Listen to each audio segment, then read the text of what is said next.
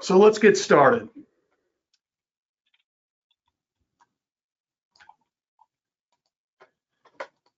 So this is everybody hopefully has received this. This is your 2026 ACCG Safety Discount Program brochure.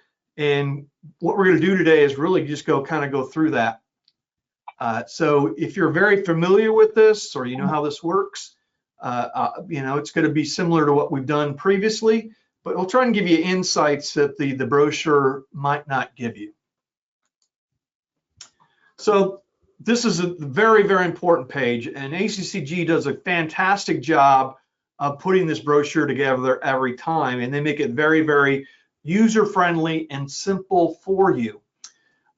What they say in this page is just please read, and these are important dates. So the first thing is submit one ACCG safety verification form, and we're going to go through that a little bit later, what that form looks like, where it is. But you're only going to do one, so you don't have to do multiple. If you're a member of ACCG GMA or ACCG Workers' Compensation or IRMA, you only have to do one verification form, but you have to complete that between October 1st and September 15th.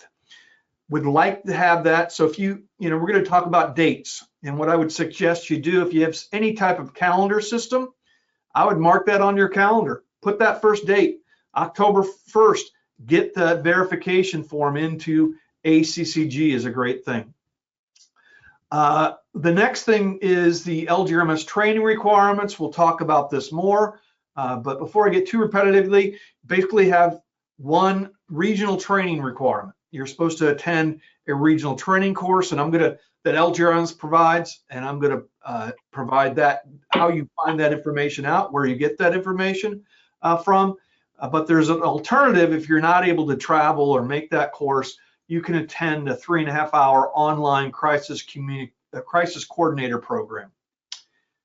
The safety action plan is required, and we're going to go through that, and that's due April 1st. Now, we're just in the process of getting out loss analysis right now and loss runs.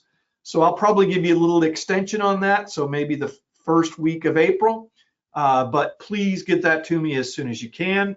And we'll talk about completing the safety action plan. The employee safety grant process, again, we're going to talk about that. Another way where you can get free money for you and your employees. And that's going to be due between May 1st, 2025 and September 1st, 2025. Again, other important dates to put on your calendar. And then we'll talk about the Law Enforcement Risk Specialist Program. That isn't new this year, but we did implement that last year, and just a requirement in regards to having somebody in your area really trained on law enforcement risks and how to control them. Again, as you probably know, one of our largest risk profile is within the law enforcement group and sheriff's offices, police departments. So we want to make sure that you have somebody on board that's kind of skilled and knows how to do that. Excuse me. And below are the dates that we talked about in that. So again, mark those down.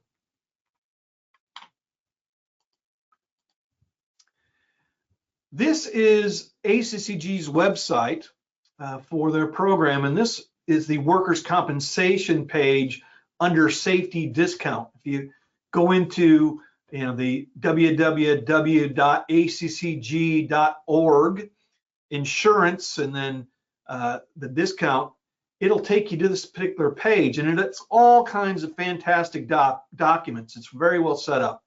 So you have the safety discount program, you have safety action plans, fillables for counties and authorities, you have discount verification forms, you have workers' compensation board information that you all need. So it's convenient to you. You can go one-stop shopping and get a lot of that information. And that's where I get it. That's where when somebody asks me for this stuff, that's where I find this information and I go in and do it. The same exact information basically is for the IRMA program. And again, it has the ACCG safety discount workbook, the action plan, the safety discount verification form, and the safety coordinator resolution and sample policies there. And again, there's a lot of different membership. If you look at just within other online resources, there's a lot of different stuff within this website you can find that is going to be very valuable to your system. Nice piece of artwork. Hopefully, again, this gets people excited about acting now. And again, all this stuff, the biggest thing you can remember are these dates in this thing. Put these in your calendar. It's hard to manage things over the entire year, but if you systematically do this and put these things in your calendar, you're going to be more apt to be successful in managing it. And the whole program, the verification program, is not a one and done thing. It's a continual process, and you're supposed to be continually doing it. And everybody has lots and lots and lots of things to do. But if you do it in a systematic way, if you put items on your calendar and do those things as they pop up, you're going to be much more likely to be successful. And at the end of the year, instead of worrying, have you completed these things, you're going to be very confident that you have done so. So this is, again, the first page of the manual, and one of the most important pages. Why is it one of the most important pages? Because this is the reason it's so important. Within ACCG IRMA, you have a potential to get a 5% discount if you meet these requirements. Within ACCG GSIWCF, which is the work comp program, you have a potential to get 7.5% discount. Massive discounts off your insurance premiums. Very, very important to your counties, to your authorities, whoever you're working with. These are important numbers because it's basically cash back to your organization. And that's why this is critical. And resources should be put into managing it. So it might be you that are kind of managing it, might be others, but there should be somebody that's over this, that's driving completion, that's looking for these important dates to make sure they're being met. Because if you're not getting that 5% or that 75.5% discount, somebody more than likely within your organization is not going to be happy. Again, the requirements for this, and these haven't changed. A safety coordinator must be appointed. So again, we're going to be looking that you have somebody there. There's a safety coordinator resolution. We're actually in the process of updating it. And what I would ask you, rather than just having a safety coordinator in name and name only, we want somebody that is a true leader, somebody that's able to go outside departments and help manage things, lead teams, lead change, whatever that might be. Having somebody, typically, or a lot of times we see safety coordinators are somebody off of the front line, and they're great people and they have a passion for this, but they might not necessarily have the skills to lead the safety process. And that's really what the expectations of that role is. So, think about that when you're appointing somebody. Attend safety coordinator modules 1, 2, and 3. Again, the expectation is that safety coordinator is going to attend those training. Now, they don't have to train those all in 1 year. So if you have a safety coordinator that became safety coordinator in 2025, they would be required to attend one of these training. It doesn't have to be in order, and we'll talk about where you can find those trainings to attend those. So that's another training that would be required. If once they've completed safety coordinator 1, 2, and 3, then they don't have to go back to training. And the expectation is each year, so if they're in the role for 3 years, they're going to take one of those classes the first year, one of the classes the second year, and the third class is the third year. Coordinate safety training and implement safety rules. Again, the expectation is that safety coordinator will ensure that appropriate documentation is posted at near, and we're going to talk about what that documentation is, but the safety rules we'd like you to put up together in other postings.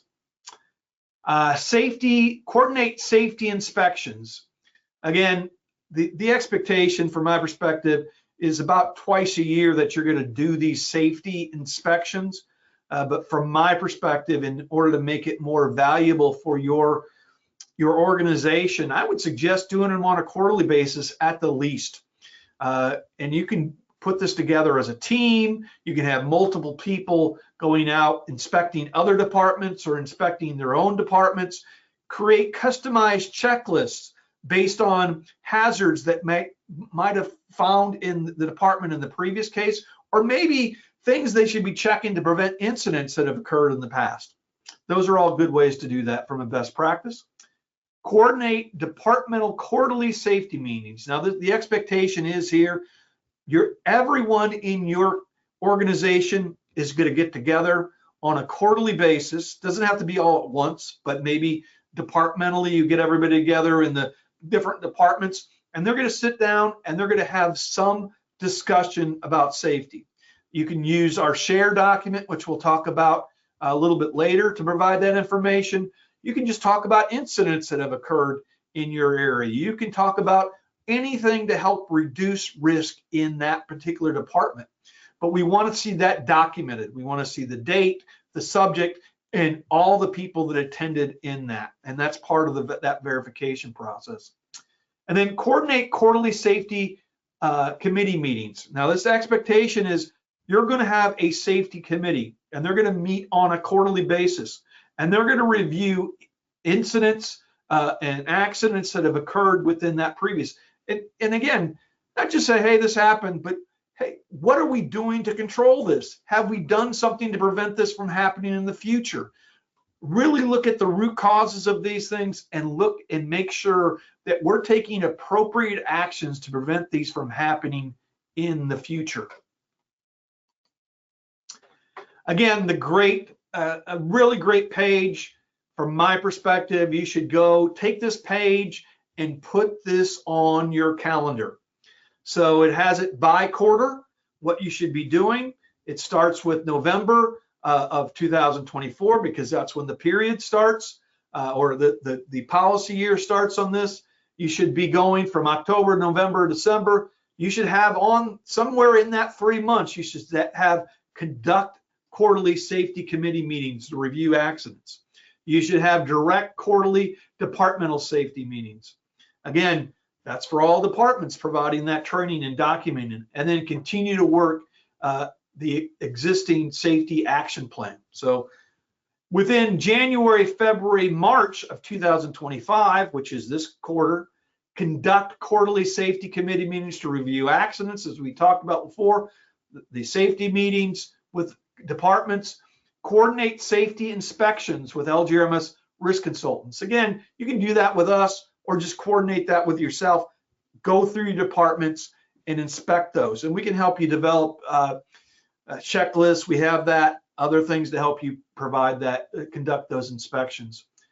Register to attend the LGRMS Safety Coordinator modules 1, 2, and 3 until all courses are completed. So if your safety coordinator has already completed those courses, then you're good to go. Register an employee to attend LGRMS training. Again, one of the biggest problems is it's the end of the year and you want to make those verifications, but nobody has attended that training and everybody's running around trying to find a course that's appropriate. And we're going to talk about how you do that, but make that a goal from today. You're going to check that LGRMS calendar and you're going to find regional training that really meets your needs. You're going to provide some level of value to you. Again, during February, and it's really going to be during March because it's going to come out this week, loss runs and loss analysis will be distributed by actually myself and a young woman named Megan Estes. She's a new LGRMS employee. Create a new safety action plan, and that's going to be required by April 1st, as we talked about. So I'd put that on that calendar.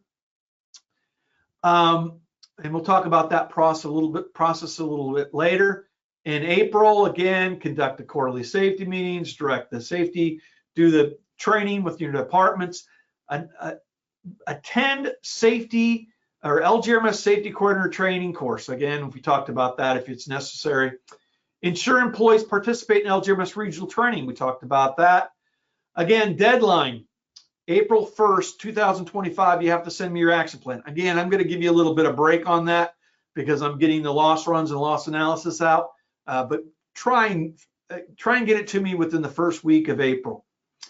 And again, start date, submit 2025 safety grant application beginning May 1st.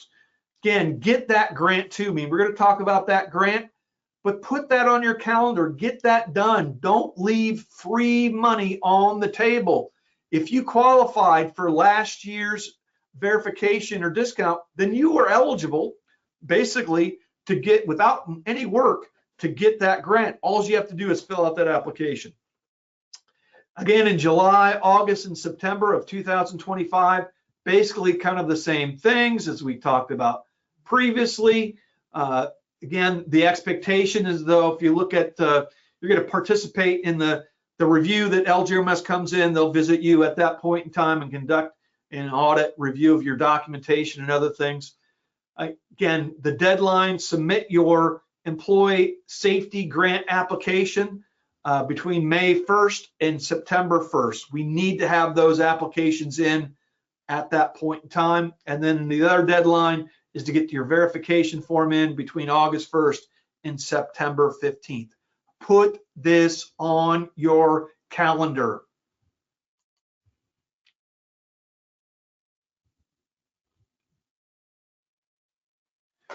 So if you look at the next bullet points, number 2, an employee from the organization must attend a minimum of 1 session administered by local government risk management services. Again, that's really our regional training. If you're not able to do that, if you don't, for whatever reason, it's not convenient, you can't find, then we do have an option to, instead of doing the regional training, you can do the 3.5-hour online crisis coordinator program. Great program, very interactive, and it's easy to take at your leisure. Number 3, members agree to cooperate and support the efforts of local government risk management services and are required to respond to recommendations of LGRMS in writing within 90 days. So you're gonna, when you have an LGRMS field rep visit you, they're gonna, if they do a survey, they're gonna make recommendations, and they're gonna probably have a wide variety of recommendations. The expectation is not that you have all those completed within 90 days, but the expectation is that you're going to respond to what your plan is to complete those and how you're going to get those done. Some of those things are going to be, we're going to recommend something that you might not be able to do, or at least might not be able to do immediately. And you'll have to say, we will have to take this to a board to get approval or financial support. Other things you'll be able to make early completions. And we'll try and prioritize those so you know which one is which. But we want to see that those responded to within 90 days. The members shall implement and oversee a drug-free workplace program to include at a minimum of a drug-free workplace notice and a written policy. So need to make sure you have those. If you want sample policies on any of those things, you can go to the ACCG website and they will provide those. This is the LGRMS website, and hopefully you've all been on that particular website. If you go, see the red arrow here, it's the training event calendar. If you click on that, you will see this. It will pop up, and you can do it by list or by month. The month is more of a calendar option. I prefer this one, but you can kind of go, rather than looking at a calendar, you can kind of just see what's open. But what I would suggest you do, if you're looking to attend a regional training or looking to attend a safety coordinator class, get on that site today and look at it on a monthly basis. So as the year progresses, we'll have more and more training on that. But eventually in the fall, those types of trainings diminish. So would make sure you have you go up there. Most of the spring training is already scheduled. The event times are there, the locations are there, the course names, but we will have more courses to come. But if you look at this in a couple months, there'll be additional things on there. So Continue to monitor that and provide feedback if you need any help. Seatbelt policy. You were required to have a seatbelt policy. Why are you required to have a seatbelt policy? Well, because it's basic common sense. One, it is the law. Two, it's really, really important. We've seen too many people pass away because they were not wearing a seatbelt. It's a simple procedure, a simple process to save lives. And we want you to have a policy that requires this. Now, having a policy is one thing, but you should also, we're not going to check on this, but I would ask you, just for the caring of other human beings, that you take it upon yourself to not only have a policy, but that you enforce that policy, that you hold people accountable for not failing to not wear a seatbelt. Provide feedback. But if people continue to not wear that seatbelt, hold them accountable. Provide some level of discipline. Get them engaged. This is really important. Same thing with the cell phone policy. You have to have a policy. We have sample policies here for both of these things. Why is this so important? Distracted driving is basically equivalent of driving drunk. I don't think anybody in today's age believes that drunk driving is acceptable, and neither is driving with a cell phone. Make sure you have a policy and enforce that policy. Safety action plan. We're going to talk about how to get this done in a little bit later in detail. But as I said before, we'd like to see that signed copy to me by the first week of April. This is the safety action plan. As you can find this on the ACCG website. We're going to talk about how you fill it out. Here's just frequently asked questions. What is the purpose of the safety action plan process? Really, the purpose of this process is to ensure that leaders in your organization understand really what your loss trends are, and then put some effort towards helping to control those. We talk to so many leaders and they don't know what their losses are. And some of them don't even feel like they have control of it. You have control over those things. And we're going to talk about the process on how to help prevent those from happening in the future. Who develops the safety action plan? Well, we recommend that you get the departments that are focused to develop this, working with the department leaders and people within the department. Again, you can do this. I mean, again, we're really not going to know the difference, but in order to take ownership, the department needs to be responsible for completing that and implementing those programs. That's going to have the true impact on risk reduction. Where is the fillable action plan found? And again, at the ACCG website, which we talked about. How does the member receive a loss trend analysis? I'll be sending that to you. You can always send me an email if you need one. How are the focus offices / departments identified? And we're going to talk about that in the next thing. It's basically through the loss analysis. We just look at what departments have the highest rate of incident. How are the loss types focus or loss type focuses identified? We're going to talk about that. How is a risk reduction goal set? Again, it's really based on kind of eyeballing things, and it really should be, hey, we've had this many occurrences, whatever your loss trend is, and I think if we do this, we can see this much of a reduction in that. And it's kind of an eyeball thing, but from a psychological perspective, if you have a goal, if you write down a goal and you continually monitor and communicate that goal, you're going to be much more likely to achieve that goal than you don't put a goal out there. So we want people to have ownership, and that's the importance of having these goals. How is a safety action plan developed to address the loss type focus? And we're going to talk about that. Who needs to sign the action plan? Really, so the action plan should be signed by the department owners, so the leaders within that department, and then the top elected official or county administrator. And the reason for that is we want them to take ownership.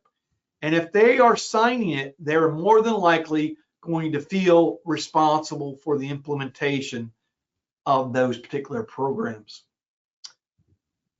Why does the safety action plan need to be signed? As I kind of talked about, we're looking for commitment from leaders. When does the safety action plan need to be completed and submitted? Again, the expectation is April 1st or the week of. So this is a loss analysis. And this is really the first page you will see. So you'll see a loss run, which really provides detail behind this. But this will talk about your total number of claims and the total dollars within those claims. This is for workers' compensation. And you see this, your county will be there, and that'll see your 3-year rate. On this thing, you see their 3-year rate is an average over that 3 years of 3.47. What does that mean? That means they've had 3.47 claims per 100 or per. So basically take the number of claims divided by the number of employees. So for every 100 employee, this organization had almost 3.5 claims. If you look at this against other members, let's say this member was a large member. They had an employee population between 401 and 700 or 675. They had a rate of 8.00. So what do you look at this? You would say, wow, we're doing much better than the overall group. And that's great. People want to know that. But if it's on the opposite end, or if you're at a 12 versus the rate, you know you're not doing very well. And that's a good way to educate your leaders. This is a breakdown of workers' compensation costs by department. And it has the total incurred. And total incurred is basically an insurance term to refer to all costs and estimated costs on a particular claim. So if I go to the doctor and I say my shoulder hurts and the doctor puts me on physical therapy, the reserve on my claim might be about $1,500 to $2,000 or maybe $10,000. But I go back to the doctor and they say you need to have shoulder surgery. That's going to go up to $100,000 or more than that, based on the medical, the time off, and everything else related to it. So that's total incurred. You're reserved plus paid. And then the number of claims are the number of claims. Both of these numbers should correspond directly to the loss run that will be sent to you. But what you can use this for is really to look at what departments or offices are really where the most of the incidents are happening. So if you can look at this, Sheriff's Office has 34% of total incurred, 32% of claims. Fire has 31% of total incurred, 26% of claims. And one of the things I like to look at in regards to this, if Sheriff's Office has 50% of the population and they have 34% of claims and 32% of total incurred, they might actually be doing pretty well. If the fire department has 14% of the population and they have 31% of total incurred and 26%, they might be where you want to focus because they have more claims than what in cost than what their population presents. And then this really does a general where things lay within the workers' compensation piece. So program type is really the big picture, the big bucket. So you have ergonomics, law enforcement ops, slips and falls, non-category. On the contact type, those things fit within those bigger buckets within the program. So this SF/same level is really that fits in within slips and falls. That's what the SF stands for. Ergo lifting fits within ergonomics, and LE fits within law enforcement ops. So that's how those particular work. But you can kind of see where your trend is. In this particular thing, they're having people slipping and falling on same level. That's costing them a lot of money. Excuse me. From a number of claims, 24% of their claims are related to struck by, caught in between. But that only accounts for about 45,000 or 11% of their total incurred. So you might want to focus on those things. Again, you look at this is just looking at the sheriff's office. This is one thing. You can find out where their issues are. It looks like within the sheriff's office, foot pursuits and arrest or altercations are big drivers of losses. So that might be something you want to focus in on. This is the IRMA property and liability claims analysis. Again, your same member where they only had a few $100,000 in work comp, they've had $2.6 million in total incurred in regards to liability or IRMA claims. And you can see that their rate is a little bit not too bad, but they have definitely had a lot of losses. So this might be somewhere you focus more so from workers' compensation if you have both insurance pools. Again, you look at the overall motor vehicle rate of claims just to see how they rate, kind of the same thing. It shows this is not by employee, but it shows per motor vehicle. And if you look at this, the overall county had a rate of 2.70, meaning for every 100 vehicles, they had a claim for 2.7 or almost 3 of those vehicles. If you look at law enforcement motor vehicle claims, for every law enforcement motor vehicle claim, they had almost 5 motor vehicle, or for every 100 law enforcement motor vehicles, they had almost 5 motor vehicle claims. So that's a pretty good collision rate. Again, looking at the loss analysis by department, sheriff's office at 65%, water, wastewater at 19%. That's where you're kind of looking at where your fishes are. And you see 65% for total incurred for the sheriffs, but only 30% of claims. They have some pretty high dollar claims. So let's look at the sheriff's office and see where most of their claims are. 95% of this sheriff's office IRMA claims were related to motor vehicle, almost $1.6 million. And over here provides kind of the detail of where those are occurring. So from your perspective, where should you be focusing? From my perspective, I would put my focus on the sheriff's office on motor vehicle claims. How can we help prevent those? Again, this is water, wastewater, and you can see that the vast majority were general liability, and you can kind of see they had water and sewer. So maybe you look at some of the water and sewer issues within that, 50% of the claims. So what are we doing there? It's a way we can help prevent that from happening in the future. And again, what I would say, this is an analysis, but you're going to know your department much better, or your organization much better than the numbers know it. This is really just a tool to help you find things.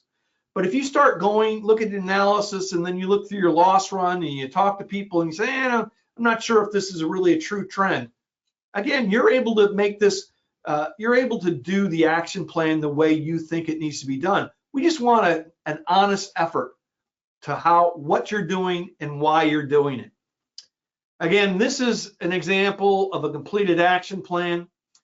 You put your county name or your organization's name, whatever the time period is. The first would be the first department you're to focus on. And in this example, we use the sheriff's office. And what loss type are we going to focus on? Motor vehicle operations, 95% of claims dollars. You look at the second focus officer department, it's the water wastewater. And again, you look at water and wastewater backups, 57%, fire and property, 27%. And then again, you go down to the action plan, and this is where you got to get people involved. And you talk about what you can do, and you look at the policy, you look at what kind of training you've had. You want to see, again, training is not necessarily going to change everything. In order to have a true impact, you really need to have leaders engaged, talking about it. So the more people you get involved and engaged in the action planning process, the more likely you're to be successful in having true risk reduction. But in this example, develop and implement a motor vehicle policy. We have a fleet policy that's available. You can customize that. Implement post-incident investigation. So again, if somebody has a motor vehicle collision or incident and nobody's asking what's wrong with that, then it means that to those employees, it means that it doesn't mean much to them.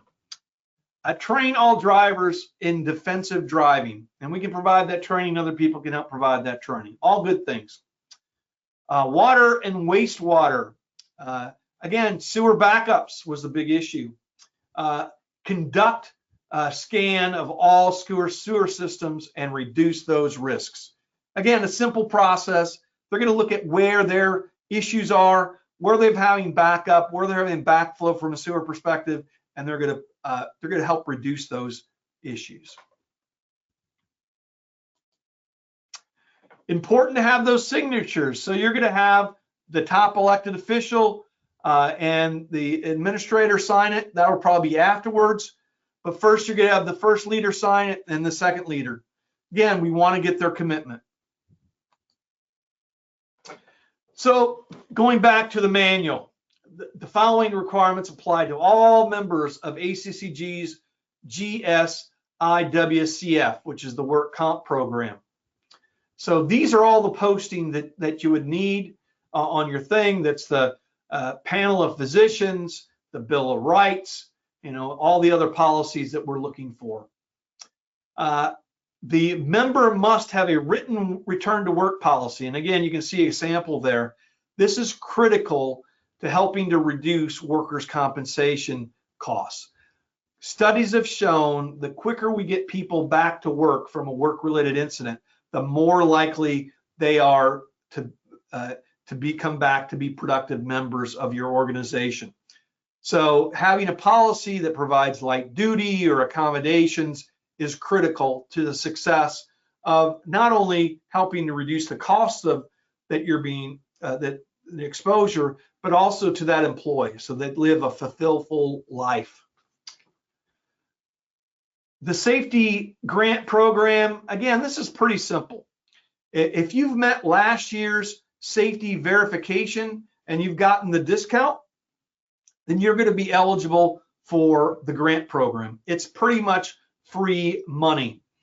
So there's the all kinds of decent things. If you want the grant form, it's going to be on the ACCG website. And it's going to be really eligible for, rather than the discount was just money back to the general fund, this money can be used for safety improvements. So we actually recommend, there's a lot of different things we would recommend using this for related to motor vehicle operations. So there's technologies such as Samsara or Mobileye that you can put inside your car that help alert employees of their poor driving behaviors. And also, one of the systems actually helps alert supervisors of their poor driving behaviors. There's training that you can offer. There's a variety of different things. So we really want you to use, again, this is all reimbursement. So you will, again, apply for that particular grant. You'll submit your items we're going to talk about a little bit later. Let's talk about the process now. This is a verification program. Again, pretty self-explanatory. Need to complete that information on this sheet in the fillable boxes, and you can find that fillable form on the ACCG website. This is the, go back to the grant real quick. This is only for the ACCG's workers' compensation program. So we don't have anything currently for the IRMA program. But if you are a workers' compensation member, this is a great way to get some money for your safety initiatives. And it's, again, reimbursed based on the way this works is you send in the application, we'll review it, we'll send back approval of the items that you've requested. You would purchase those particular items, and then you'd send in documents, proof of purchase documents, and then we'll send you a reimbursement check. You know, the requirements for IRMA or the property and liability, again, you have to have a personal policy manual. You know, we've done a lot of good things in regards to reducing risks within HR. A lot of it's due to really the highly qualified HR people within ACCG's membership, but you need to have these particular policies. We want you to do annual harassment training. Now, that doesn't have to be formal training where somebody comes in and provides an hour's worth. No, we'd like to see that probably done every few years, every 3 years. You can do an online training. You can have a meeting, one of your safety meetings, where you sit and review your HR policy and talk about what the requirements are within your own HR policy. It's as simple as that, and that would meet that requirement. Again, MVR checks, we want to make sure you're looking at your drivers, their continued driving records, and that's what the MVRs will do. It'll tell you if somebody's met expectations or not, and somebody needs to be disqualified. If you're not doing it, we're in a world of trouble if somebody gets involved in an incident and they should not have been driving. Public transit services, again, we put this in a couple years ago because we've had some massive claims, over $1 million claims within public transit related to basically people in public transit on assist vehicles, wheelchairs, or scooters, and they were on the vehicle at the time and they fell off of that vehicle while they're in the public transit. Basically goes through the requirements for making sure training documentations for your drivers are met. They have to go through past training, maintain training documents showing all drivers have an annual hands-on training for wheelchair lifts, tie downs, and passenger restraints. That's our biggest issue. And then maintain at least 6 months of documentation for daily pre-shift inspections on all lift, ties, and passenger restraints. That's the basic expectation. The thing we added to this was this best practice, and to maintain at least 6 months of camera recordings for devices inside all transit units, and have a documented retention policy on these recordings. Now, some people have pushed back and said we're not able to do 6 months. That's too much storage. So we've said that the exception, what you can do is keep recordings of any reported or identified slip, trips, and or falls during a vehicle operation or entry or exit to the vehicle. Do the same thing for any reported or identified damage incident to passenger mobility equipment, scooters, if you damage any of those things. Any reported or identified altercations between passengers and between the driver and passenger. Any reported or identified injuries or property damage.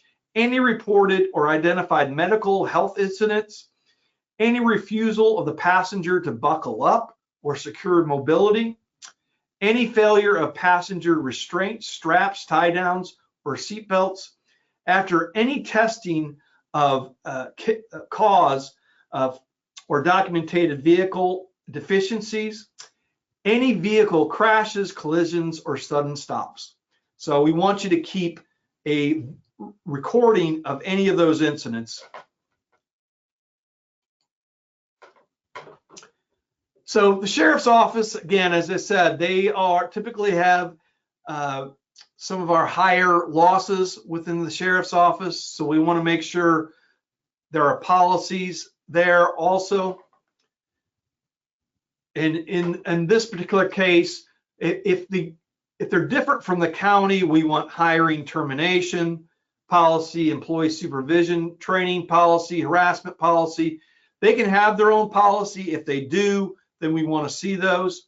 But we do want to see their motor vehicle operations policy. How do they inspect those? What's the mileage set out? Other things, their pursuit policy, their use of force policy, arrest policy, and internal affairs policies. Then we're looking for policies in jails, inmate policies, civil rights, emergency action plan, and jail suicide policies. All some of our higher risk policies. You know, within the jail facility itself, it has to be staffed accordingly in order to permit jailers and dispatchers to perform separate job duties. And then number 4 on this, law enforcement risk specialists will be designated by the sheriff's office. So again, this was a new requirement a couple years ago. We're just looking for somebody within that group to be identified as what we call a LERS person. And they're going to just help. They're going to help the sheriff. They're going to help you understand some of the risks in there. Part of that requirement is, again, that they have the qualifications, so that we'd like somebody within the leadership team. And then we'd also like them to attend a 6-hour training. And that training course can be found on our website under the training calendar. Again, we do all kinds of training. We provide regional training we've talked about. We have on-site training available. We have a brochure that talks about that. So if you want more information, we have online training. We do local GovU. We have another video process. We have our own videos. We're in the process of developing our own LMS. And then we do these webinars.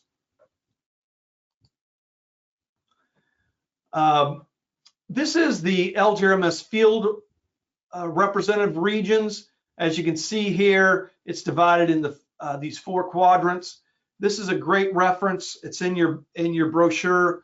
If you have a question, you want to know who to contact, these are the people you'd contact for specific issues. You can always call me if you need something. I'll be happy to help, but your field representative will be responsible for kind of managing and helping you with specific things.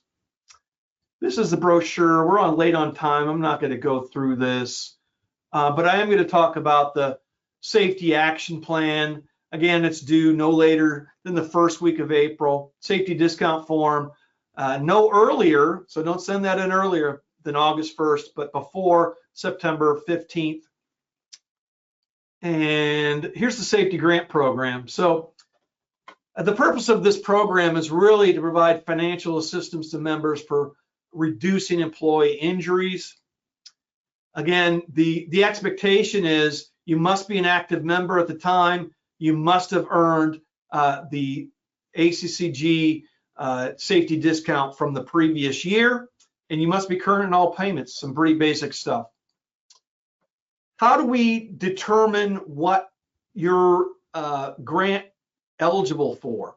It's really based on your premium, and I can tell you how much you're going to get. So if you have any questions, let me know.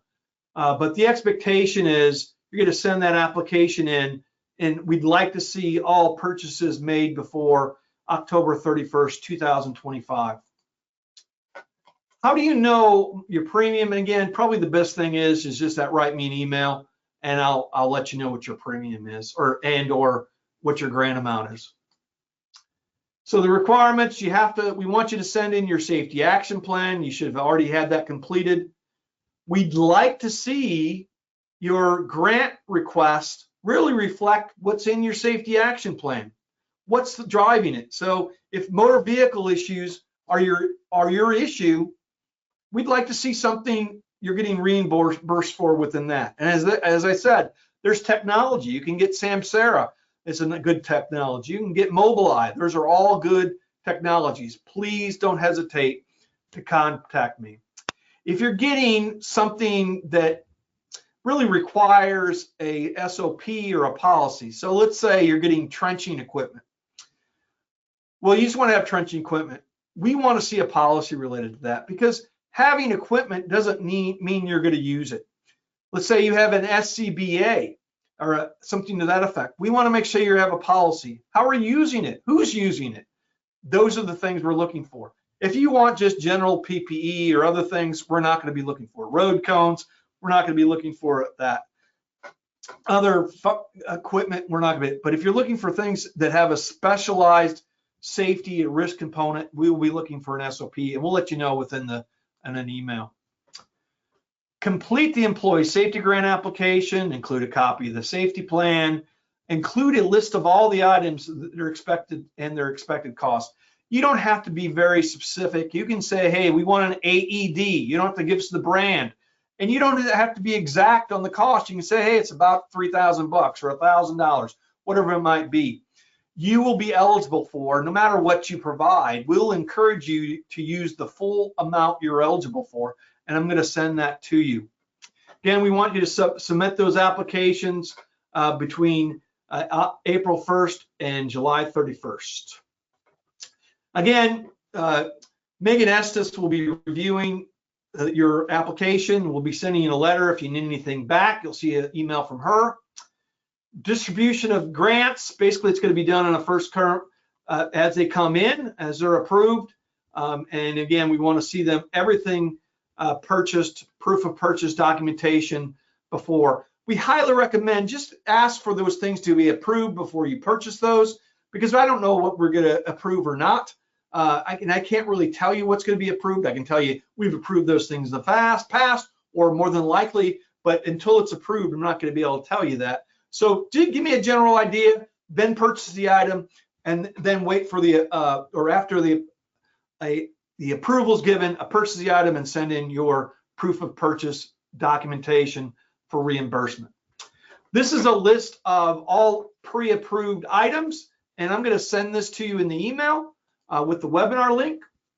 This is, again, the snapshot. It talks about different things you can get a pre-approved for within different departments. So ergonomics, law enforcement, and so on. But it also talks, and this is again, a sample email of approval. As you can see down here at the bottom, when it says the county, the contact, it'll be sent whoever you put on the contact, and that's very important. It'll talk about the date we want to see all the documentation back to us, and then what's your limit, grant max limit. So if it says $10,000, that's your grant level. So if you only requested $2,000 of stuff and you have a max grant level of $10,000, you're still eligible for that $10,000. So you can put more stuff on that, or you can buy more stuff of the same. So if you wanted 1/8 AED for $2,000 and we approve AEDs, you can buy up to $10,000 of those and get it reimbursed. This is the proof of purchase reconciliation document. So when I send you an approval email, it'll have this blank documented on this. And the purpose of this is to ensure I'm aligned with what you are spending on your grant. So you might send me 25 different receipts or proof of purchase or invoices, and they might have different figures. I want you to basically do the work and write down the proof of purchase document, the number. So you can just put a big number 1 and circle it on the first document, and then you write down the amount paid. So I'll add those up and I'll make sure you're getting what you're expecting to get. If you don't do that, more than likely I'm going to have to go back. I'm going to send you this proof of purchase reconciliation document again and ask it to be filled out, or I'm going to send you an email and say, hey, I got these. Are you okay with this? Because I want to make sure you're okay with the amount that you're receiving back. Again, this is the grant application. It's pretty simple. You put really going through this, the biggest thing to remember is making sure that you put the member name here, whoever the contact is. I need to know who that person is, because if I have any questions, I'll be contacting them, the phone number and the email. Make sure it's written very clearly. Type it out if you can possibly do that. Handwriting is not always the best way to do that. Again, items, I don't need brand names. We really would like to know how this is going to reduce. If it's an obscure item, I kind of know how some things are. But if you have an obscure item, would like to see how you think it's going to reduce it. So you have lighting. Well, how's lighting going to help you do that? Well, lighting will help our road workers out during the dark see what's going on so that they can prevent injuries. That's a good way to do it. It's going to we estimate it's going to cost $1,000 or $500. And I would request that you put as many things on this thing as you can, because then you can go back after all those things are approved. Then you can go back and just automatically order what you want up to the limit that you have. Again, item selection, ideally follow your safety action plan. Think big, risk reduction. You know, everybody can get safety glasses or things like that. Does that really have an impact on your losses? Find something that's going to have a true impact on your workers' compensation losses. What can I impact most? Again, motor vehicle is typically it. So if you got motor vehicle issues, that would be something we'd like you to see a focus on. Once approved, you can prioritize. Use a safety committee or risk analysis to help you identify what you want to focus in on. Again, we want this signed by the chairman or authority director because we want them to know, if there are multiple departments in this, we don't want the fire department or public works department sending in separate applications. We want one application from each member. Again, important dates to remember. We'll begin accepting applications May 1st through August 30th. We want to make sure you hit that deadline. We'll send out some reminders. All purchases are made within the year of 2025. We would like to see those invoices in by October 31st of this year. There's some other information in there, and that's it. I'm a little over, so I apologize. Are there any questions, any comments? Well, I thank you so very much. I appreciate your time. As I said, I will be sending a link to the recording to all those that registered, along with some of the documents I discussed. If you have any questions in the interim, please don't hesitate to pick up the phone and give me a call or write me an email. I thank you so very much. Have a great rest of the day.